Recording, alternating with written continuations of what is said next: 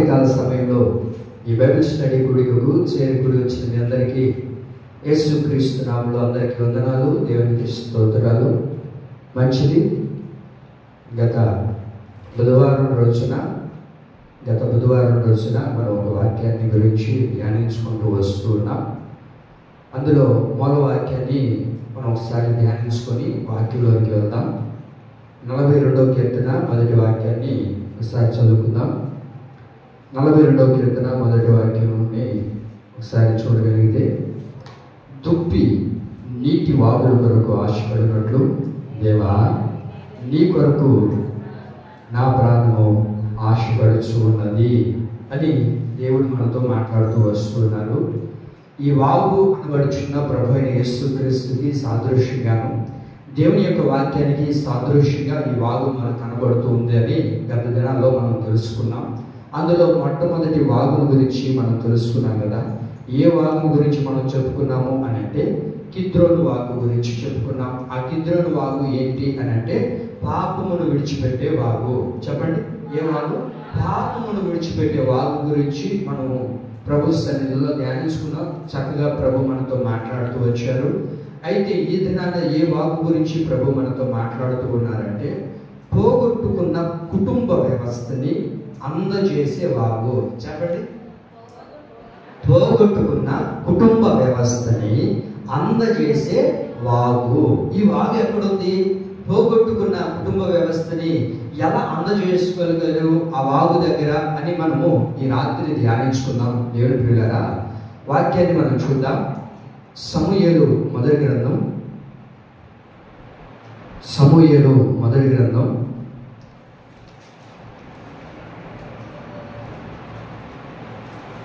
30వ అధ్యాయాన్ని మనం చూడగలిగితే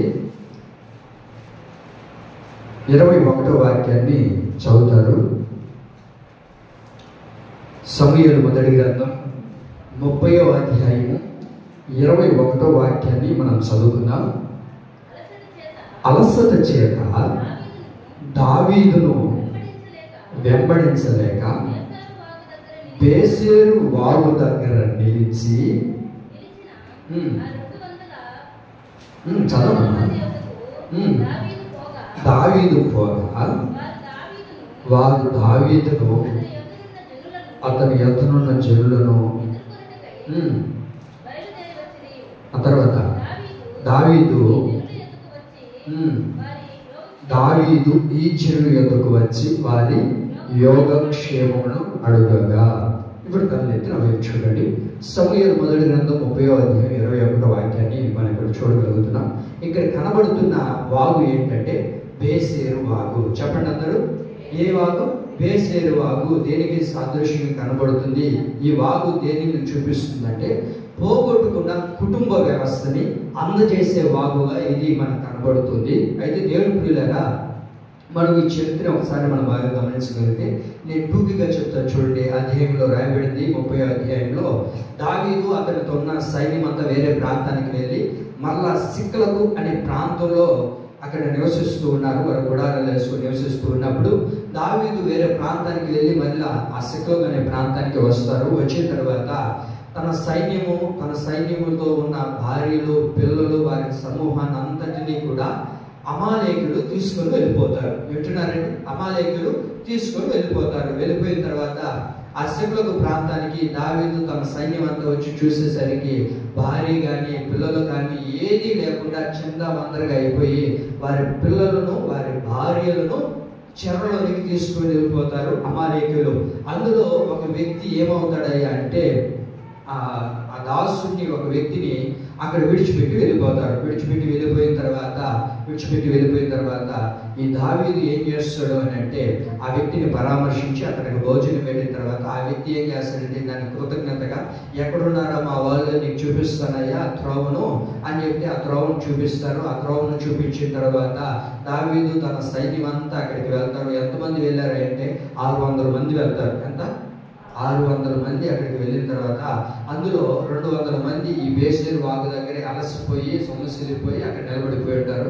అయితే ఈ 400 మంది అక్కడికి వెళ్ళి దండెత్తి వాళ్ళ మీద జయాన్ని పొందుకొని ఆ పిల్లలను భార్యలను అక్కడ ఉన్న దోపుడు సొమ్మును అంతటినీ తీసుకొని వచ్చి ఇక్కడికి సమకూర్చి మళ్ళా 200 మంది ఎక్కడున్నారంటే బేసేరు వాగు దగ్గర ఉన్నప్పుడు వారి పిల్లలను వారి భార్యలను ఆ దోపుడు సొమ్మును కూడా వాళ్ళని కూడా అప్పగిస్తారు. ఈ చరిత్ర అంతా ఈ 30వ అధ్యాయంలో ఉంటుంది. మీరు ఇంటికి వెళ్ళిన తర్వాత చదువుకోండి. అయితే ఈ బేసేరు వాగు దేనిని మనకు చూపిస్తుందంటే పోగొట్టుకున్న కుటుంబ వ్యవస్థని అందజేసే వాగు బేసేరు వాగు. అర్థమవుతుందండి? అర్థమవుతుందా? దేవుని ప్రియులారా వినండి. దేనిని వారు పోగొట్టుకున్నారు అని అంటే కుటుంబాన్ని పోగొట్టుకున్నారు. వారి యొక్క భార్యను పిల్లలను పోగొట్టుకున్నారు. అక్కడ మనం చూడగలుగుతున్నాం. ఎవరితో ఉన్నారు ఈ సైన్యం అంటే దావీదుతో ఉన్నారు. దావీదుతో ఉన్నప్పుడు ఏం జరిగిందయ్యా అంటే వారి కుటుంబాన్ని వారి పిల్లలను వారి భార్యలను వారు ఏం చేసుకున్నారు? పోగొట్టుకున్నారు. అంటే పోగొట్టుకున్నారంటే వాళ్ళు ఏం చేశారు? అమాలేకులు వారందరినీ కూడా చెరగొని తీసుకుని వెళ్ళిపోయారు. అయితే దేవుడు పిల్లరా చూడండి, ఒక విషయం నుండి మీరు ఇక్కడ గమనించగలిగితే పోగొట్టుకున్న వారి పరిస్థితి ఎలా ఉంటుంది? పోగొట్టుకున్న వాళ్ళు ఎలా ఉంటారు? సంతోషంగా ఉంటారా? ఆనందంగా ఉంటారా?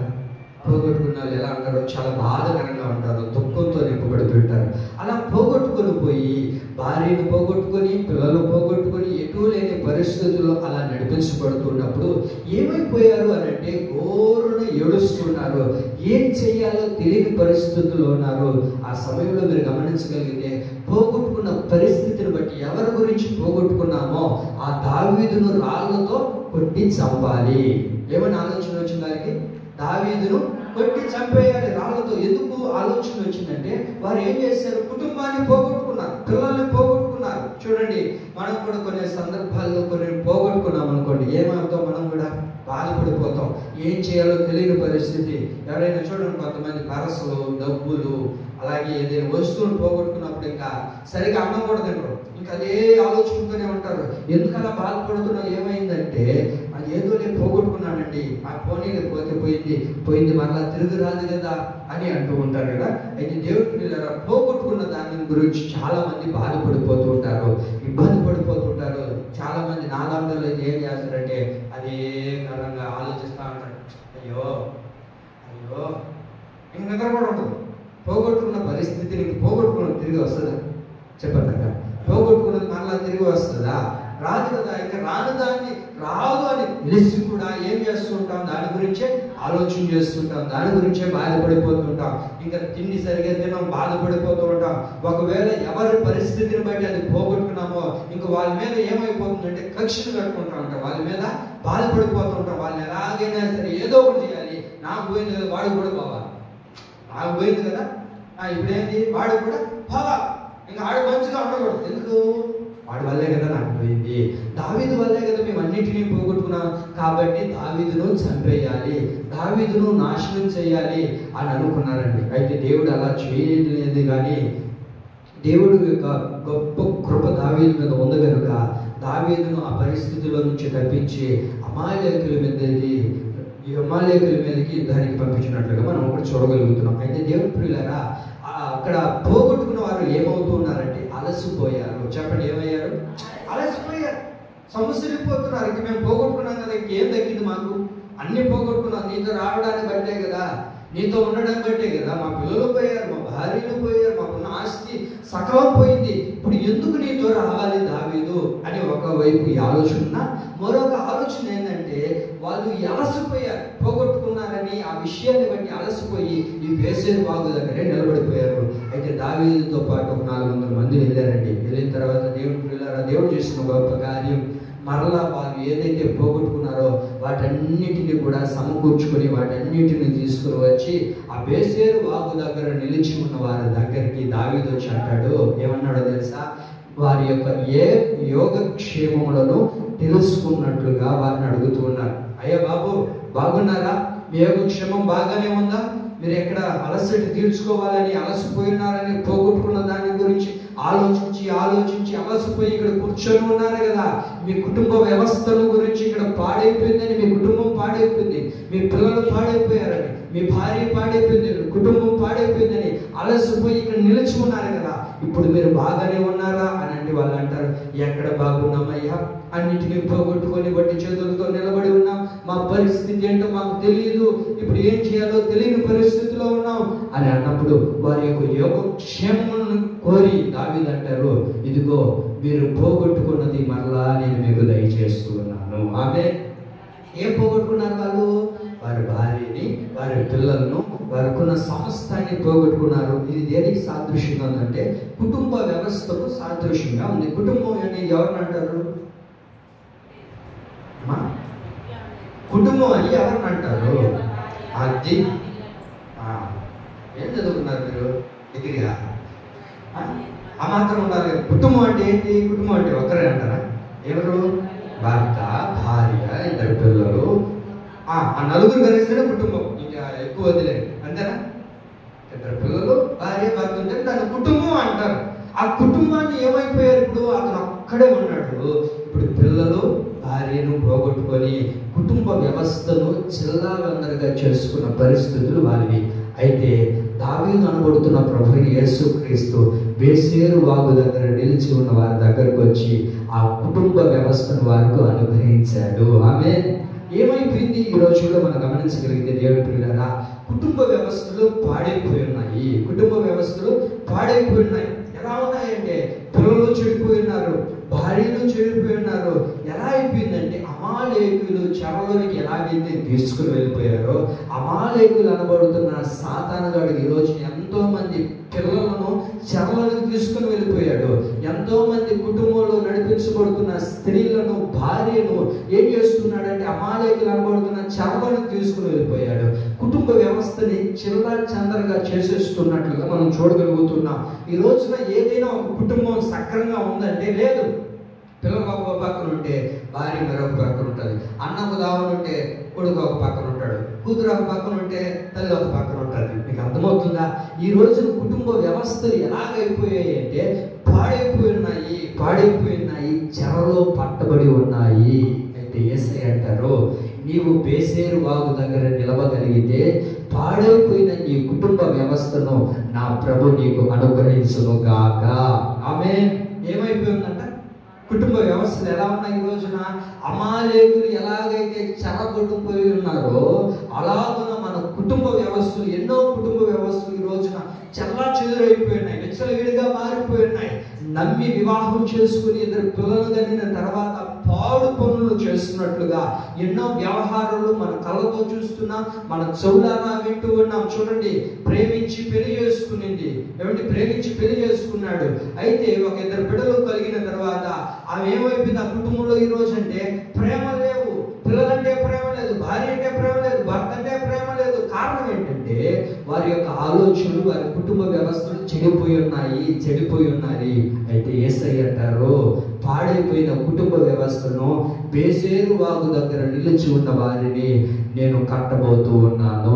ఆమె నువ్వు బేసేరు అనబడుతున్న వాక్యం దగ్గరికి రాగలిగితే, బేసేరు వాగు అనబడుతున్న దావీదు అనబడుతున్న యేసుక్రీస్తు ప్రభుల వారి దగ్గరికి నీవు రాగలిగితే పాడైపోయిన నీ కుటుంబ వ్యవస్థను దేవుడు బాగు చేసి ఆ కుటుంబాన్ని ప్రభు మరలా కట్టబోతూ ఉన్నాడు. ఆమె దేవుడు కుటుంబ వ్యవస్థను కట్టాలి అని అంటే ఎక్కడుండాలో తెలుసా?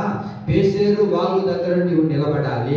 నిలబడిన దగ్గర ఏం చేస్తాడంటే దావీదు ఎలాగైతే వచ్చాడో, దావీదు అనబడుతున్న ప్రభువైన యేసుక్రీస్తు నీ దగ్గరకు వచ్చి నీ యోగక్షేమాన్ని కోరి, అమ్మా ఏమా పిల్లలు బాగున్నారా, అన్న బాగున్నాడా, మీ భార్య బాగుందా అని దేవుడు అడిగేటట్లుగా దేవుడు చేయాలంటే నువ్వు ఎక్కడ ఉండాలి? బేసేరు వాగు దగ్గర నువ్వు నిలిచి ఉన్నప్పుడే ఆ కుటుంబ వ్యవస్థని దేవుడు కడతాడు. చూడండి, మీరు దావీదు అక్కడికి వచ్చి అలసట తీర్చుకుంటున్న బేసేరు వాగు దగ్గర ఉన్న వారితో అంటాడు, అయ్యా మీ యోగక్షేమములు బాగానే ఉన్నాయా? ఏమన్నా ఇబ్బంది పడుతున్నారా? ఎందుకు ఏడుస్తున్నారా? ఒకవేళ మీరు బాధపడద్దు, పోగొట్టుకున్న మీ పిల్లలను, మీ భార్యను నేను ఇవ్వబోతూ ఉన్నాను అంటూ ఉన్నాడండి దావీదు. చూడండి దేవుని ప్రియులారా, ఈ రోజు ఎంతో మంది పైకి బాగానే కనబడుతూ ఉండొచ్చు, సస్యశ్యామలంగా నడిపించబడుతూ ఉండొచ్చు, మాదిమలే అనుకుంటూ ఉండొచ్చు. కానీ ఎలా ఉంటుందయ్యా ఆ కుటుంబ వ్యవస్థను ఒకసారి ఆ కుటుంబాన్ని తొంగి చూడగలిగితే ఎన్నో కుటుంబాలు ఈ రోజున చిల్లా చెందరగా మార్చబడిపోయినాయి. ఎవరు పట్టించుకునే పరిస్థితుల్లో లేరు. కారణం ఏంటంటే కుటుంబాలు పాడైపోయినాయి, పిల్లలు పాడైపోయినారు. ఈ రోజున తల్లిదండ్రులకు లోబడుతున్నారంటే లేదు, పిల్లలు తల్లిదండ్రులకు లోబడి జీవిస్తున్నారంటే లేదు. కారణం ఏంటంటే భార్య లోబడితేగా పిల్లలు లోబడడానికి, భర్త లోబడితేగా భార్యకి లోబడాలి, భార్య భర్తకు లోబడాలి.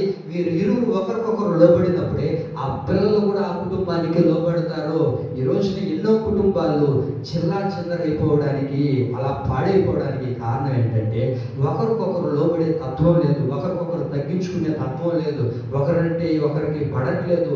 కారణం ఏంటంటే ఈ బేసేరు వాగు దగ్గర నిలబడట్లేదు. ఎక్కడున్నారయ్యా అంటే అమాలేకుల చెరలో వారు పట్టబడి ఉన్నారు.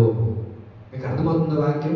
అమాలేకుల చెరలో పట్టబడిపోయిన వారి పరిస్థితి ఎలా ఉంటుందంటే సొమసిల్లిపోయి, అలసిపోయి, అన్నిటినీ పోగొట్టుకున్నవాడు ఎలా ఉంటాడు చెప్పండి? పోగొట్టుకున్నవాడు బాధతోనూ అలసిపోయి అది దొరకదులే అన్న పరిస్థితుల్లో నడిపించబడుతూ ఉంటాడు. అయితే దావీదుగా నడిపించబడుతున్న ప్రభు అయిన యేసుక్రీస్తు నీ దగ్గరికి వచ్చి నీ కుటుంబాన్ని ప్రభు కట్టునుగాక. ఆమేన్. అయితే దేవుని ప్రియులారా, బైబిల్లో ఎన్నో విషయాలు మనం చూడగలుగుతాం. పోగొట్టుకున్న వారి పరిస్థితులు మనం ఎంతోమంది బైబిల్లో ఉన్నారు. చూడండి, మొట్టమొదటిగా మనం చూడగలిగితే యాకోబు పొందుకోవలసిన ఆశీర్వాదాన్ని ఏశావు పోగొట్టుకున్నాడు కదా. పోగొట్టుకున్న తర్వాత యాకోబు పొందుకున్నాడండి ఆశీర్వాదాన్ని. అయితే ఏశావు ఎలా ఉన్నాడు? ఏమీ లేని వాడికి ఆశీర్వాదాన్ని పోగొట్టుకొని పూర్ణ ఏడుస్తూ ఉన్నా పోయినది మరలా రాదు కదండి. వస్తుందా? పోయినది మరలా రాదు అని ఒక సామెత ఉంటుంది. మరొక మాట ఏంటంటే ఎక్కడ పోగొట్టుకున్నామో చెప్పండి, ఎక్కడ పోగొట్టుకున్నామో అక్కడే వెతకాలంట. ఎక్కడ మనం పోగొట్టుకున్నాం అక్కడే వెతికితే దొరుకుతుంది. కానీ మన వాళ్ళు ఏం చేస్తారంటే పోగొట్టుకున్న దగ్గర వెతకరు, ఇంకెక్కడెక్కడో వెతకుతూ ఉంటారు. అర్థమవుతుందండి? ఎక్కడ మందిలో పోగొట్టుకున్నాం అనుకో, ఎక్కడ వెతకాలి? మందిరంలో వెతకాలి. మందిరంలో వెతకుండా నువ్వు అక్కడ ఇక్కడ ఎక్కడెక్కడో ఎతికితే దొరుకుతుందా? దొరకదు. కనుక ఎక్కడ మనం పోగొట్టుకున్నామో దానిని జాగ్రత్తగా గుర్తుపట్టాలి. అర్థమవుతుందండి? ఎక్కడ పోగొట్టుకున్నాం, ఏ పరిస్థితుల్లో మన కుటుంబ వ్యవస్థను పోగొట్టుకున్నాం, మన పిల్లలు ఏ పరిస్థితుల్లో మనం పోగొట్టుకున్నామో ఈ విషయాన్ని మనం గమనించగలిగి ఆచితూచి అడుగులు వేయగలిగితే మన కుటుంబ వ్యవస్థను దేవుడే మనకు అందజేయునుగాక. ఆమేన్. అయితే నేను ఒక 2 మాటలు మీకు చెప్పి ముందుకు వెళ్తాను. మార్కు సువార్త 9వ అధ్యాయం 41వ వాక్యం చూడండి. ఇక్కడ ఒక మాట రాయబడి ఉంది. మార్కు సువార్త 9:41. మార్కు సువార్త 9వ అధ్యాయం 41వ వాక్యం.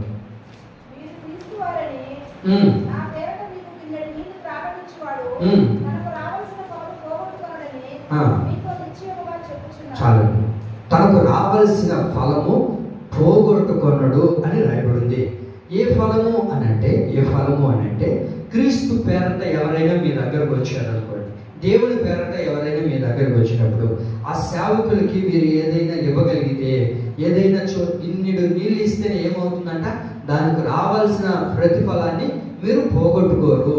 ఏ ప్రతిఫలమునైనా సరే మీరు పోగొట్టుకోకుండా ఉండాలి అని అంటే మీరు ఏం చేయాలో తెలుసా?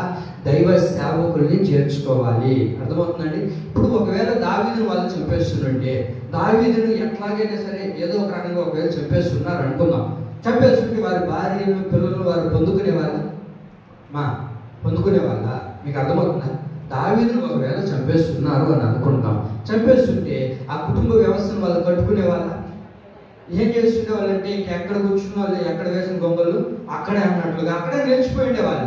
కాకపోతే వాళ్ళు చేసింది ఏంటంటే, వాళ్ళు చేసిన తత్వం ఏంటంటే వాళ్ళ మనస్సుని దేవుడు మార్చి మరలా దావీదును వెతికేటట్లుగా చేశాడండి. అయితే దేవుడు ప్రియులారా మీరు వినండి, ఇక్కడ వారికి రావాల్సిన ప్రతిఫలాన్ని వారు పొందుకున్నారు అని అంటే ఏం చేశారు? దైవ సేవకుల్ని చేర్చుకోవాలి. దైవ సేవకుడిని ఎవరైతే చేర్చుకుంటారో, దైవ సేవకుడు అనబడుతున్న ప్రభువుని యేసుక్రీస్తుని మనం చేర్చుకోగలిగితే మనకు రావాల్సిన ప్రతిఫలాన్ని మనం పోగొట్టుకోకుండా దానిని మనం పొందుకొందుముగాక. ఆమేన్. మరొక మాట చెప్తాను. లూకాసు సువార్త 15వ అధ్యాయంలో ఇక్కడ మనం గమనించగలిగితే ఒక స్త్రీ ఉంటుంది. 10 నాణ్యాల్లో ఒక నాణ్యాన్ని పోగొట్టుకునింది. ఆ నాణ్యాన్ని పోగొట్టుకున్న తర్వాత ఆమె ఏం చేస్తుందంటే 9 నాణ్యాలు ఉన్నాయి కదా అని వెనుతిరిగిపోక ఆ ఒక్క నాణ్యము కొరకు ఏం చేస్తుందంట ఆమె? ఏం చేస్తుందంట? దీపాన్ని వెలిగించుకొని అంతా కూడా వెతుకుతుంది. ఎక్కడ వెతుకుతుంది అని అంటే వీధిలోనో, లేకపోతే వీధి చివరో, లేకపోతే వేరే ఊర్లో వెతుకుతుందా? ఎక్కడ వెతుకుతుందాక? తన ఇంటిలోనే వెతుకుతుంది. ఇంట్లోనే ఎందుకు వెతుకుతుందండి? ఇంట్లోనే పోగొట్టుకున్నదా? అదే నేను చెప్పేది. ఎక్కడ మనం పోగొట్టుకున్నామో అక్కడే మనం వెతుకుదుముగాక. ఆమేన్. ఎక్కడ మనం పోగొట్టుకున్నామో, మన కుటుంబ వ్యవస్థ ఎక్కడ పాడైపోయింది, ఎక్కడ దూరం అయిపోయింది, ఏ పరిస్థితుల్లో మన కుటుంబ వ్యవస్థను మనం పోగొట్టుకుంటున్నామో ఒకసారి ఆలోచించగలిగితే, అక్కడ నీవు వెతకగలిగితే పోగొట్టుకున్న నీ కుటుంబ వ్యవస్థను దేవుడు మరలా కట్టునుగాక. ఆమేన్. అయితే దేవుడి ప్రియులారా, జాగ్రత్తగా రాత్రి వినండి. పోగొట్టుకుంటున్న మన కుటుంబ వ్యవస్థను ఈ రాత్రి యేసు ప్రభు మనకు అందచేయునుగాక. పాడైపోయిన మన కుటుంబ వ్యవస్థను యేసయ్య కట్టునుగాక. మన కుటుంబ వ్యవస్థను దేవుడు మరలా సమకూర్చునుగాక. ఆమేన్. అయితే దేవుడి ప్రియులారా, పాడైపోతున్న ఈ కుటుంబ వ్యవస్థను దేవుడే కట్టాలి. ఎవ్వరు కూడా కట్టరు, ఇవ్వలేరు, దయచేయలేరు. కనుక పాడైపోతున్న మన కుటుంబ వ్యవస్థని దేవుడు కట్టాలి అని అంటే మనం ఎక్కడికి రావాలి? బేసేరు వాగు దగ్గరికి రావాలి. ఆ వాగు దగ్గర ఎవరైతే ఉంటారో, వాగు అనబడుతున్న ఆ వాక్యము దగ్గర, వాగు అనబడుతున్న యేసు క్రీస్తు ప్రభుల వారి దగ్గర నిలిచి ఉండగలిగితే దేవుడు నీ కుటుంబ వ్యవస్థను మరలా నీకు దేవుడు అనుగ్రహించునుగాక. ఆమేన్. మరి ఏది వారు పోగొట్టుకున్నారు చెప్పండి? వాళ్ళు ఏది పోగొట్టుకున్నారు? అక్కడ వాళ్ళు ఏది పోగొట్టుకున్నారు? భార్యను, పిల్లలను వారు పోగొట్టుకున్నారు కదా. మొట్టమొదటిగా దేని పోగొట్టుకున్నారంటే పిల్లలను, భార్యను పోగొట్టుకున్నారు. మనం చూద్దాం. పిల్లల్ని పోగొట్టుకున్నారు. దేన్ని? పిల్లలు పోగొట్టుకున్నారు. పిల్లలు అని అంటే ఏంటి అని అంటే మనం చూడగలుగుతాం. కీర్తనలో 127వ కీర్తన 3వ వాక్యంలో రాయబడి ఉంటుంది. మనకు బాగా పరిచయమైన మాటే. 127వ కీర్తన 3వ వాక్యంలో ఏమనుంది? కుమారులు యెహోవా అనుగ్రహించు స్వాస్థ్యమై ఉన్నది. చాలు. ఏమని రాయబడింది అక్కడ? కుమారులు చెప్పండి, నాకు వినపడట్లేదు. యెహోవా అనుగ్రహించు స్వాస్థ్యము. కుమారులు యెహోవా అనుగ్రహించు స్వాస్థ్యమై ఉంది. దేవుడు మనకు ఏది స్వాస్థ్యానిగా ఇచ్చాడు ఈ దినానంటే నీతిని స్వాస్థ్యంగా దేవుడు మనకి ఇచ్చాడు. పరిశుద్ధతను దేవుడు మనకు పరిశుద్ధతను మనకు స్వాస్థ్యంగా ఇచ్చాడు. ఒకప్పుడు ఎవరు మనము? పాపులుగా నడిపించబడుతూ ఏ యోగ్యత లేని మనల్ని ప్రభు నీతిమంతులుగా చేసి నీతినే ఒక స్వాస్థ్యముగా దేవుడు మనకు అనుగ్రహించాడు. ఈ పిల్లలు దేనికి సాదృశ్యంగా ఉంటాయి అంటే నీతికి సాదృశ్యంగా కనబడుతుంది. చెప్పండి, దేనికి? నీతికి సాదృశ్యంగా కనబడుతుంది. నీతిని ఈ రోజున మనం పోగొట్టుకున్నాం కనుకనే కుటుంబ వ్యవస్థలు పాడైపోతున్నాయి. చెప్పండి, దేన్ని పోగొట్టుకున్నాం మనం? నీతిని పోగొట్టుకున్నాము. అంటే పిల్లల్ని పోగొట్టుకున్నాం కనుకే కుటుంబ వ్యవస్థలు పాడైపోతున్నాయి. కుటుంబ వ్యవస్థ ఎందుకు పాడైపోతుంది అని అంటే నీతి లేదు. ఏమి లేదు?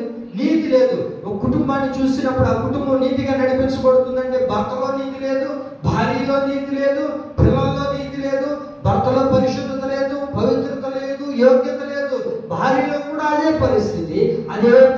ఇప్పుడు ఎక్కడికి వచ్చింది అంటే పిల్లల్లో ఏర్పాటు చేస్తుంది. కనుకనే వాళ్ళు ఏమైపోయారు? వారు కుటుంబ వ్యవస్థని పోగొట్టుకున్నారు. ఈ రోజున కుటుంబ వ్యవస్థలు పాడైపోవడానికి కారణం ఏంటంటే నీతి అనే దాన్ని పోగొట్టుకున్నారు. మీకు అర్థమవుతుందా? యేసుక్రీస్తు ప్రభుల వారు మనకి ఏమి ఇచ్చారు స్వాస్థ్యంగా? యేసుక్రీస్తు ప్రభుల వారు మనకి ఏం స్వాస్థ్యంగా ఇచ్చారంటే నీతిని, పరిశుద్ధతను, పవిత్రతను స్వాస్థ్యంగా ఇచ్చాడు. మన స్వాస్థ్యం అదే కదండి. మనకేముంది ఈ లోకంలో? పరిశుద్ధతే కదా. అదే కదా మనకు ఆయన ఇచ్చింది. ఈ లోకానికి యేసుక్రీస్తు ప్రభుల వారు రావడానికి కారణం ఏంటి?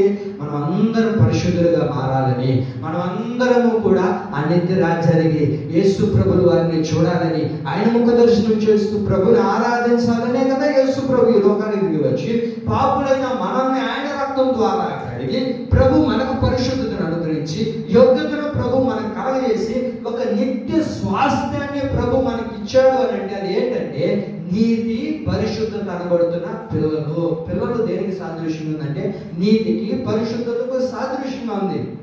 అయితే కుటుంబాలు పాడైపోవడానికి చెల్లాచెదరైపోవడానికి కారణం ఏంటంటే ఆ కుటుంబంలో ఏం లేదు, నీతి లేదు, పరిశుద్ధత లేదు, యోగ్యత లేని కుటుంబాలు ఈ రోజున ఎన్నో ఉన్నాయి. చూడండి, మనం ఎన్నో గమనిస్తూ ఉన్నాం. ఈ రోజున ఎంతో మంది చూడండి, ఫోన్ వస్తే ఎక్కడికి వెళ్తారు?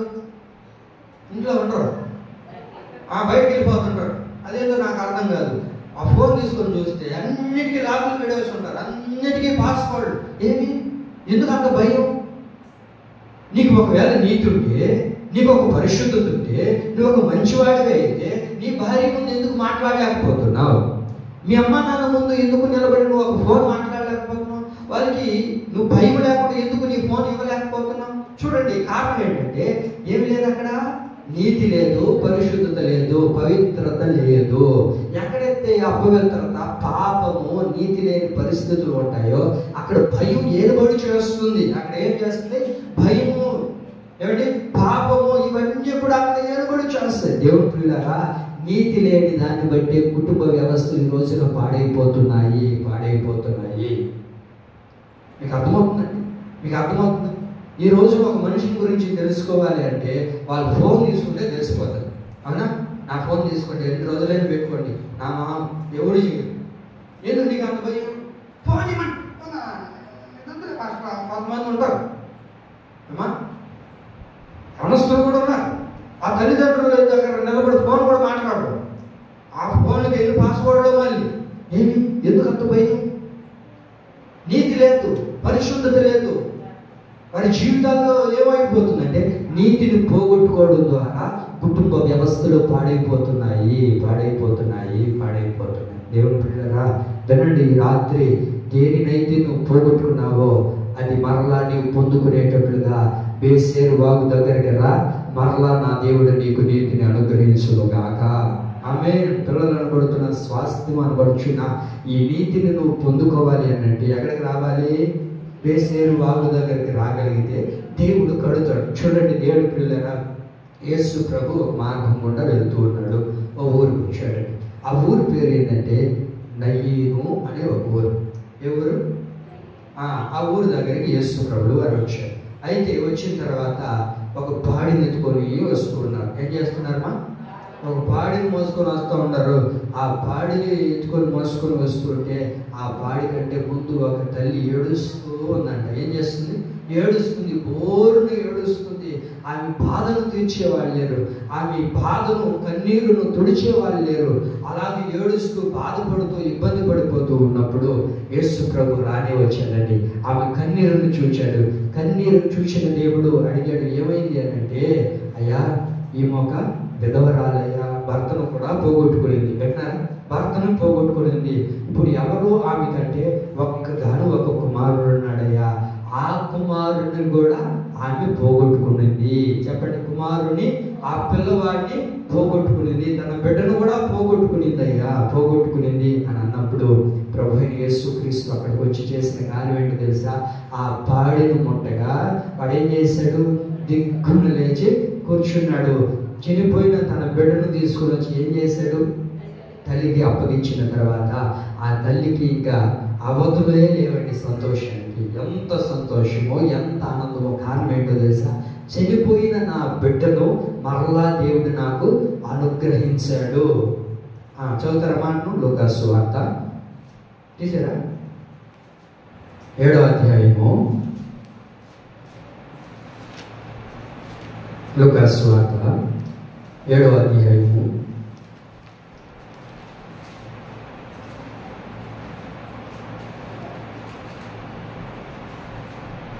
15వ వాక్యం చదవండి.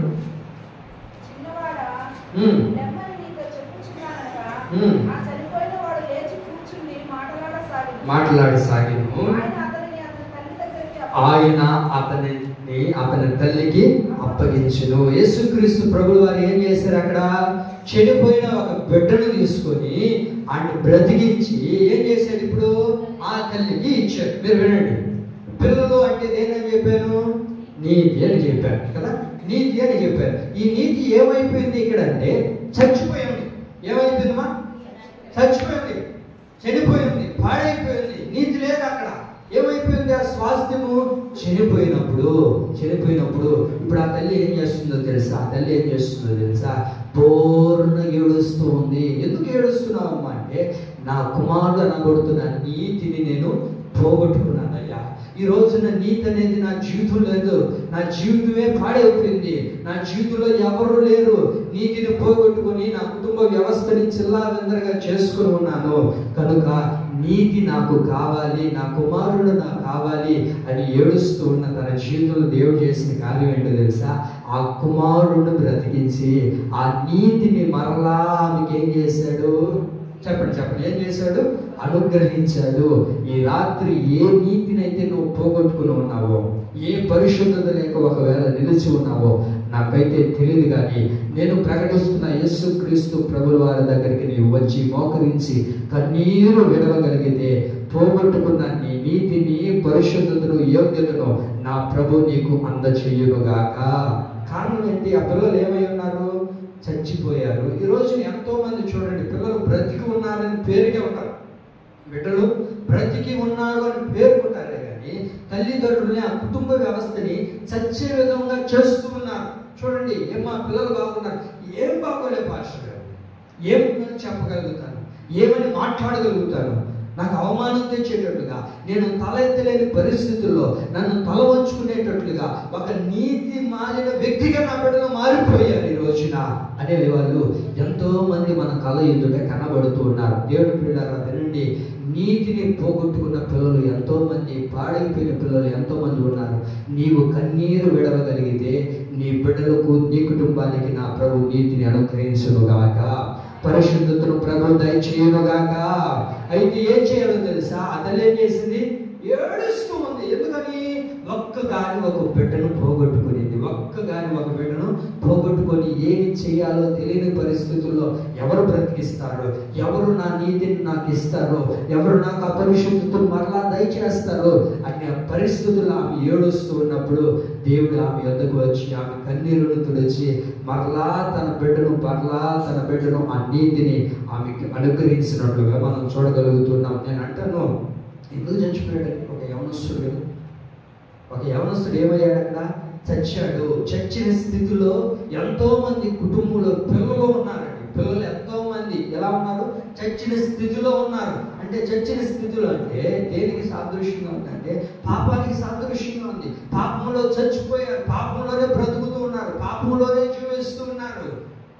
అయితే ఆ తల్లిదండ్రులకు ఏమైనా సంతోషాన్ని సమకూరుస్తున్నారా, ఆనందాన్ని ఏమన్నా తెచ్చిపెడుతున్నారంటే తద్వారా ఏమవుతుందంటే గుండెల్లో నీరు కట్టేటట్లుగా చేస్తున్నారు.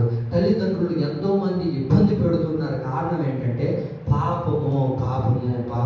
అదే నేను చెప్తున్న మాట ఏంటంటే, చనిపోయిన విషయములలో ఏమండి, ఏదైతే మనం చనిపోయిన విషయంలో పోగొట్టుకున్నామో అక్కడ ఏమయ్యాడు? అక్కడ వ్యక్తి చచ్చిపోయి ఉన్నాడు కదా.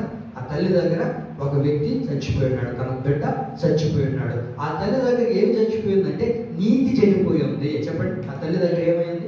ఒక నీతిని చచ్చిపోయింది, నీతిని పోగొట్టుకున్నది. అయితే యేసుక్రీస్తు ప్రభువు వారు ఆమె దగ్గరికి వచ్చి ఆ నీతిని మరలా ఆమెకి దయచేశాడు, అందజేశాడు. చచ్చిన విషయంలో పోగొట్టుకున్నది ఏదైనా సరే నీకు నా దేవుడు మరలా నీకు ఇవ్వబోతున్నాడు. అదేంటో తెలుసా? నీతి. ఎందుకు మనం చచ్చిపోతున్నాం ఆత్మీయతలు అంటే నీతి లేదు, పాపం ఉంది. అందుకే మనం బైబిల్లో చూడగలిగితే పేతురు రాసిన మొదటి పత్రిక 2వ అధ్యాయము 24వ వాక్యం చూడండి. ఇక్కడ మీకు బాగా అర్థమవుతుంది. పేతురు రాసిన మొదటి పత్రిక 2వ అధ్యాయము 24వ వాక్యంలో చదవండి. మనము పాపము విషయంలో చనిపోయి నీతి విషయంలో మనం ఏం చేయాలి? జీవించాలి. ఇప్పుడు ఏమైంది? ఆ తల్లి దగ్గర ఏమైంది?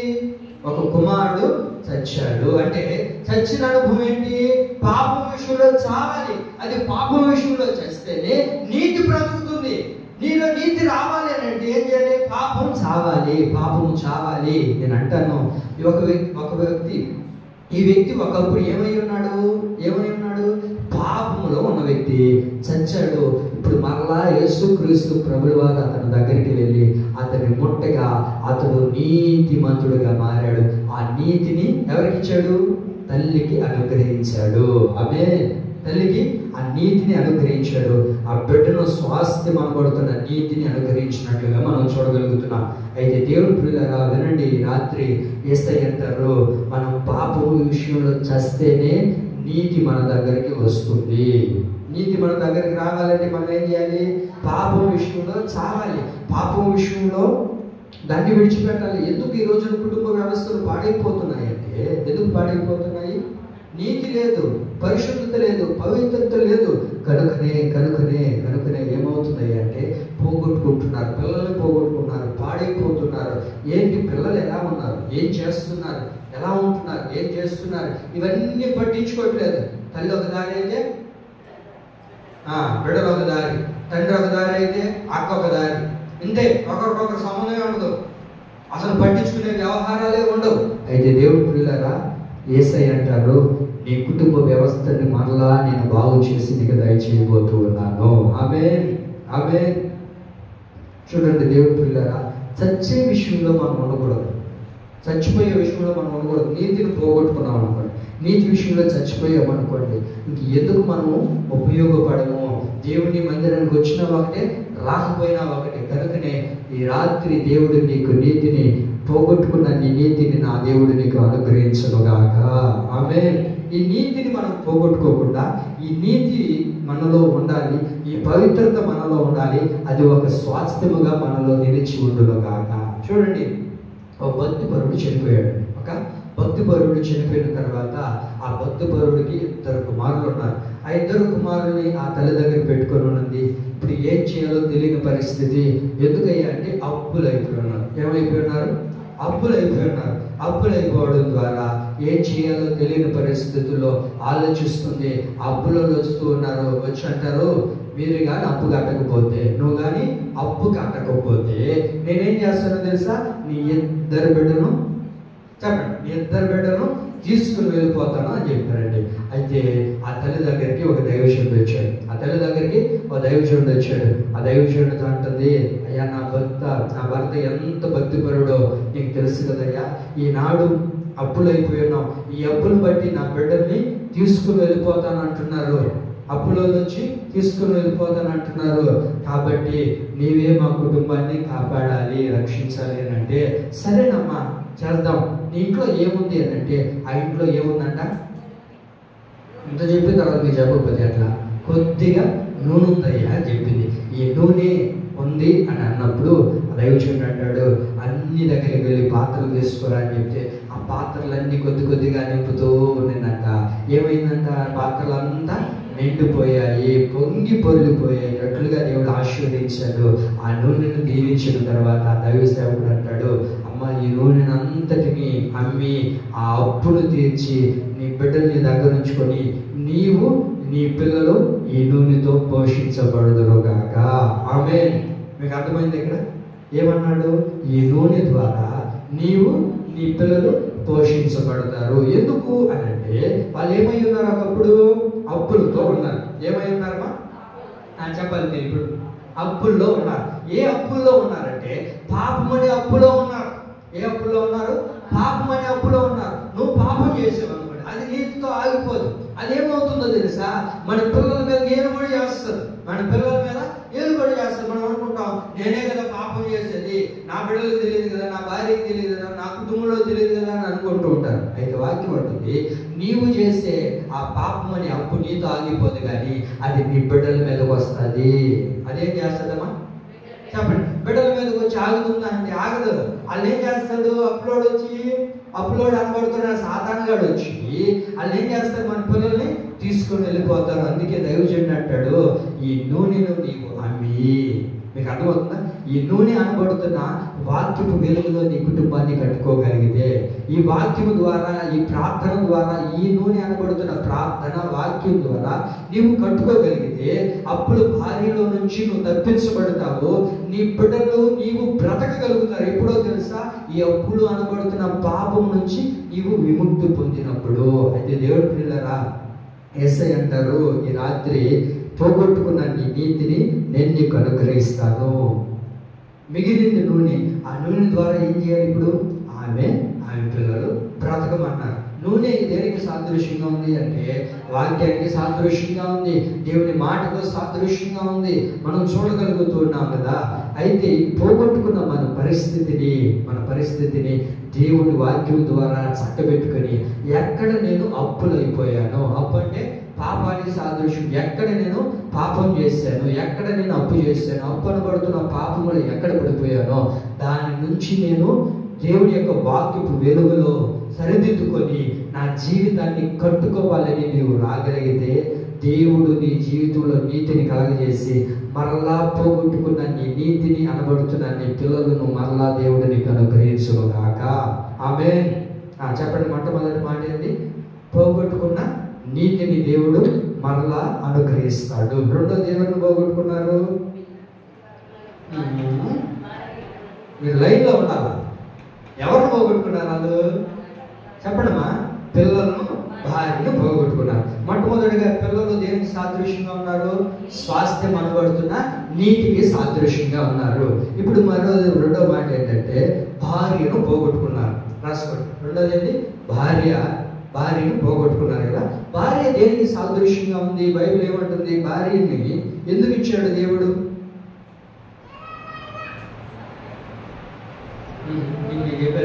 చెప్పండి. భార్యని, కుటుంబంలో భక్తికి భార్యని ఎందుకు ఇచ్చాడు దేవుడు? తోడుగా ఉన్నాడట. మరి ఎందుకు జరుగుతున్నారు? ఆయనతోనే ఉండొచ్చుగా, ఆయనకే జరగచ్చుగా, తోడుగా గొడుగులాగా. వాక్యం ఏం చెప్తుందని చెప్పండి. ఒక స్త్రీని దేవుడు నిర్మించింది ఎందుకు? చెప్పండి.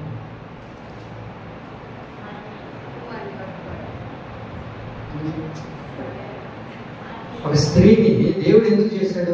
చెప్పండి, ఎవరో చెప్పారు అమ్మా? అది దేవుడు మిమ్మల్ని దీవించడు కాక. ఎందుకు? ఆదాము ఒంటరిగా ఉండడాన్ని బట్టి ఆదాముకి ఇప్పుడు ఎవరు కావాలి? సాటి అయిన సహాయము. అది స్త్రీని ఎందుకు దేవుడు సృష్టించాడు, నిర్మించాడంటే సాటి అయిన సహాయంగా ఉండాలని. ఎందుకంట? సాటి అయిన సహాయముగా ఉండాలని దేవుడు నిర్మించాడు. భార్య దేనికి సాదృశ్యంగా ఉందంటే సహాయానికి సాదృశ్యంగా ఉంది. ఆ కుటుంబం ఎందుకు పాడైపోయింది? కుటుంబ వ్యవస్థలు ఈరోజు ఎందుకు పాడైపోయి ఉన్నాయంటే సహాయం లేదు కుటుంబంలో ఏం లేదు? సహాయం లేదు. సహాయం లేకపోవడాన్ని బట్టి కుటుంబం ఏమైపోతుంది ఈరోజు అంటే విచ్చలవిడిగా మారిపోతుంది.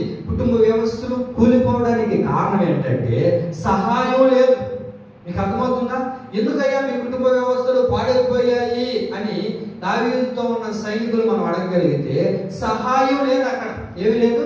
సహాయం లేదు. భార్యని సృష్టించడానికి, ఒక స్త్రీని దేవుడు సృష్టించడానికి కారణం ఏంటంటే సాటి అయిన సహాయంగా ఉంటుందని దేవుడు చేశాడు కదా. వినండి, ఇప్పుడు ఏమైనా సహాయము లేకుండా పోయింది. కుటుంబ వ్యవస్థలు పాడైపోవడానికి కారణం ఏంటంటే సాటి అయిన సహాయం లేదు. మనం ప్రారంభం నుంచి వద్దాం. ఆదామును దేవుడు నిర్మించి, ఆదికాండం 2వ అధ్యాయం 20వ వాక్యంలో ఆదామును దేవుడు నిర్మించిన తర్వాత అక్కడే ఆ తోటలో తిరుగుతూ ఉన్నాడండి. తిరుగుతున్న ఆదామును దేవుడు చూసి, అయ్యో ఆదాము ఒక్కడిగా ఉన్నాడే కదా, వాడికి సాటి అయిన సహాయము చేయదుము అని అనుకొని దేవుడు సాటి అయిన సహాయాన్ని చేశాడు. ఏమా చదువుతారా మాటను?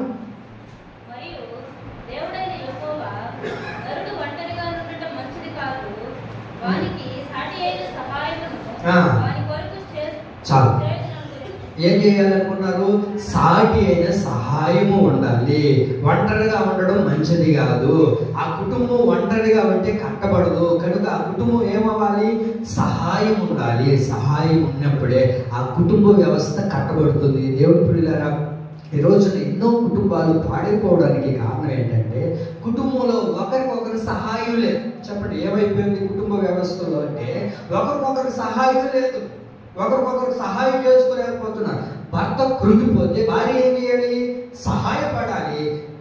భార్య కృంగిపోతే ఏం చేయాలి? భర్త వచ్చి సహాయపడాలి. అయితే ఈరోజు ఏమైపోయిందంటే భర్త ఏదైనా కృంగిపోయాడు అనుకోండి, ఆయన ఇంకా కృంగిపోయాడు చేస్తాడు. భార్య కృంగిపోయిందంటే ఆయన ఏం చేస్తారు? ఇంకా 4 మాటలని ఆ మనిషిని కృంగ తీసేస్తే ఇప్పుడు సాటి అయిన సహాయం ఉండడానికే కదా ఆ కుటుంబాన్ని కట్టింది దేవుడు. ఇప్పుడు సహాయం లేకపోతే కుటుంబం ఎలా కట్టబడుతుంది? కుటుంబం ఈ రోజున పాడైపోవడానికి, కుటుంబ వ్యవస్థ ఇలా నాశనం అయిపోవడానికి కారణం ఏంటంటే ఒకరికొకరు సహాయం లేకుండా పోయింది. అయితే దేవుడి ప్రియులారా, వారి దగ్గరకు దావీదు వచ్చి ఏ సహాయం అయితే వారికి లేదో ఆ సహాయాన్ని వాళ్ళకి ఇచ్చిన తర్వాత ఆ కుటుంబం కట్టబడింది. ఆ కుటుంబం ఎంతో సంతోషంగా నింపబడింది. ఆమె ఈ రాత్రి ఏ సహాయాన్ని పోగొట్టుకున్నావో దేవుడు మరలా నీకు అందచేయునుగాక. మీరు చూడండి, దేవుడు ఎందుకు చేశాడు ఆదాము హవ్వని ఎందుకు చేశాడు? సాటి అయిన సహాయంగా ఉండమన్నాడు. అంతేనా? సాటి అయిన సహాయంగా ఉండాల్సింది పోయి ఏం చేసింది? ఆ కుటుంబ వ్యవస్థని పాడు చేసేసింది. మనం చూడగలుగుతున్నాం. ఏం చేసింది? ఆదాము హవ్వను ఏం చేసిందమ్మా? ఆదాముని ఆ కుటుంబ వ్యవస్థని పాడు చేసింది. అమ్మా, నేను చూసింది ఎందుకు? నేను చేసింది ఎందుకు? సాటి అయిన సహాయంగా ఉంటామని కదా చేసింది. అంతేనా? సాటి అయిన సహాయంగా ఉండడానికి చేసినప్పుడు ఏం చేయాలి? సహాయం చేయాలి. చేయకపోగా ఏం చేస్తున్నాయి అంటే ఆ కుటుంబాన్ని పాడు చేసేసినట్లుగా మనం చూడగలుగుతున్నాం. మీకు చూడండి, యోబును మనం పరిశీలన చేద్దాం. యోబు అన్నిటినీ పోగొట్టుకున్నాడా? కుటుంబంలో పిల్లలను, ఆస్తిని అన్నిటినీ పోగొట్టుకొని సరే లేదని మంచి ఆరోగ్యంగా ఉందని అనుకుంటే ఇప్పుడు ఏమైనా దానికి తోడు ఒక కుష్ఠరోగం వచ్చింది. ఆ కుష్ఠరోగం వచ్చిందిలే అని అనుకున్నా సరేకి చూడండి, భార్య అంటది, ఇంకెందుకు? అన్నిటినీ పోగొట్టుకున్నావు, పిల్లల్ని పోగొట్టుకున్నావు, ఉన్న ఆస్తిని పోగొట్టుకున్నావు, అన్నిటినీ పోగొట్టుకున్నావు కదా, ఈ రోగం తెచ్చిపెట్టుకున్నావు మరొకటి. ఎందుకు ఇంకా దేవుడిని దూషించి చావచ్చుగా? ఎందుకు ఇంక బతుకు? ఇన్ని రోజులు బ్రతికినంత కాలం దేవుడు దేవుడు దేవుడు దేవుడు అని తిరిగాం.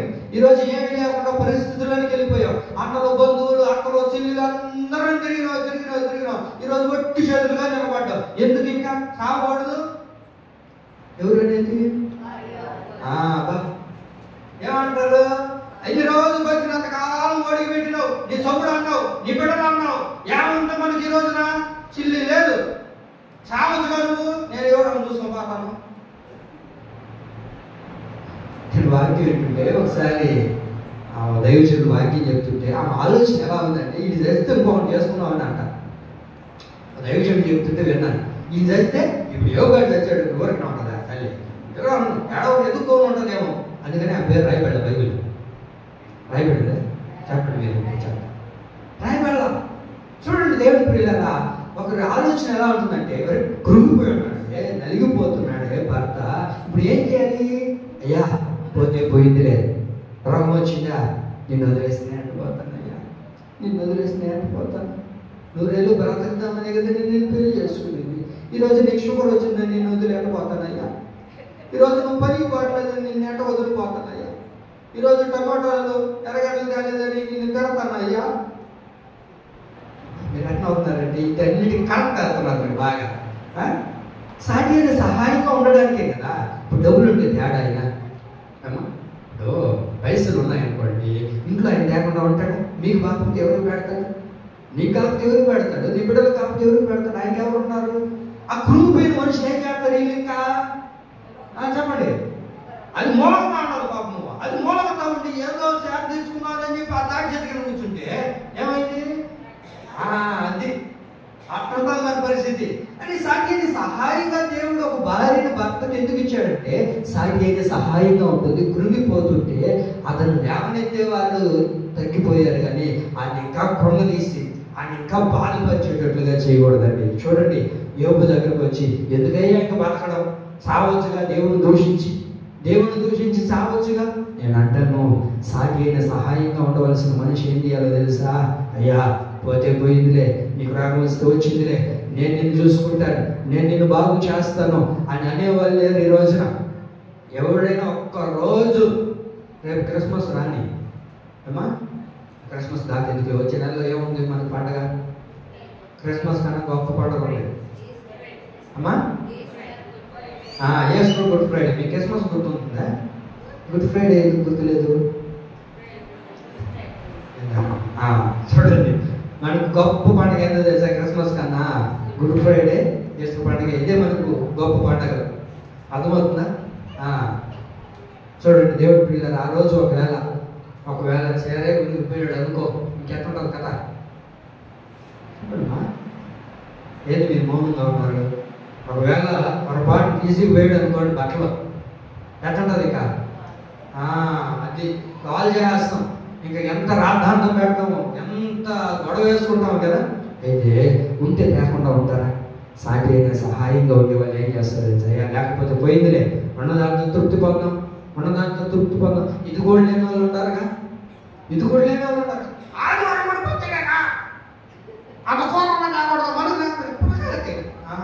ప్రకారం చేసి 2 ముక్కలు తిన్నామని కాక ప్రకారం సాగు ఉంటే లేకుండా పోతాడు ఆయన. అనండి, యోగుకి సాటి అయిన సహాయంగా ఉండవలసిన మనిషి ఏమంటుందో తెలుసా? ఇంకా కొమ్ము తీసేస్తుంటే అంటాడు, మరి మూర్ఖులు అలా మాట్లాడుతున్నారు, మనం అలా మాట్లాడకూడదు కదా అని మరలా ఆమెకి సహకారిగా నిలబడ్డాడు. ఆమె అదే నేను చెప్పేది. భర్త కృంగిపోయినప్పుడు భార్య సహకారిగా ఉండాలి, భార్య కృంగిపోయినప్పుడు భర్త సహకారిగా ఉన్నప్పుడు ఆ కుటుంబ వ్యవస్థను దేవుడు కడుతాడు. ఒకవేళ ఈయన కృంగిపోయాడని ఈ మాటలని దేవుడు దూషించుంటే మరలా 42 అధ్యాయానికి మనం వచ్చేసరికి మరలా కుటుంబ వ్యవస్థను దేవుడు అనుగ్రహించి ఉండేవాడా? లేదే. అయితే అందుకే నేను అనేది, కుటుంబ వ్యవస్థ కట్టబడాలి అని అంటే పోగొట్టుకున్నది మనం ఏం చేయాలా? పొందుకునేటట్లుగా సహాయాన్ని మనం ఎప్పుడు కూడా పాడు చేసుకోకూడదు. మీకు తెలుసు, నాబాలు అంటాడు మాకెందుకయ్యా, దావీదు ఎవడు, అసలు ఆయన ఎవడో మాకు తెలియదు, నేనేం పంపించను అనేసి దావీదు యొక్క పనివారితో చెప్పి పంపిస్తే, అయితే ఆ మాటను విన్న అబిగేలు ఏం చేసిందో తెలుసా? దావీదు దగ్గరికి వెళ్ళి, అయ్యా నా భర్త